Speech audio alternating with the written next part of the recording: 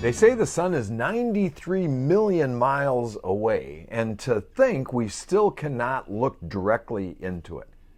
Let that serve as a reminder of what it would be like to step into the fullness of the nature of God.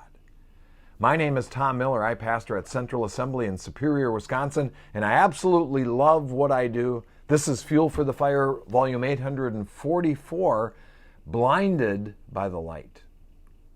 Permanent damage to your eyes can occur by looking into the sun for as little as 100 seconds.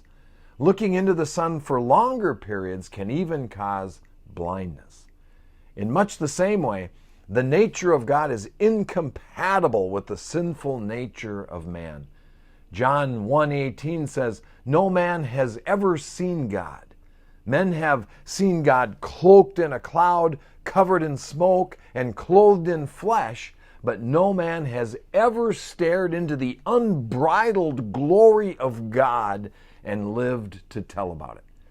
1 Samuel 16:9 says the men of Beth Shemesh looked into the Ark of the Covenant.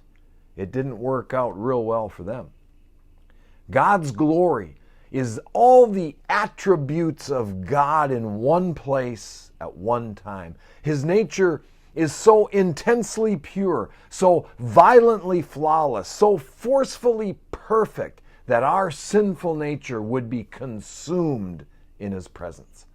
Isaiah 59:2 says, "Our iniquities have separated us from God. Our sin has hid His face from us."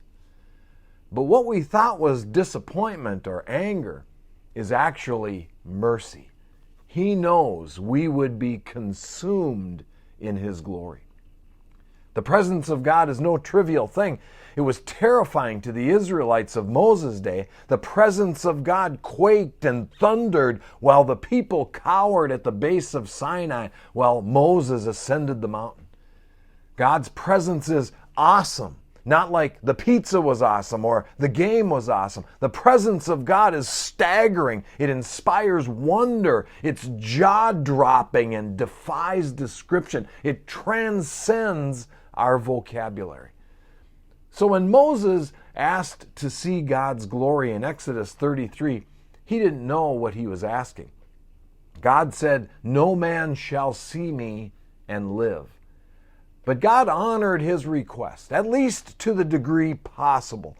God placed Moses in a crevice in the mountain and covered him with His hand. He removed His hand as He passed by and let Moses see his back from a distance.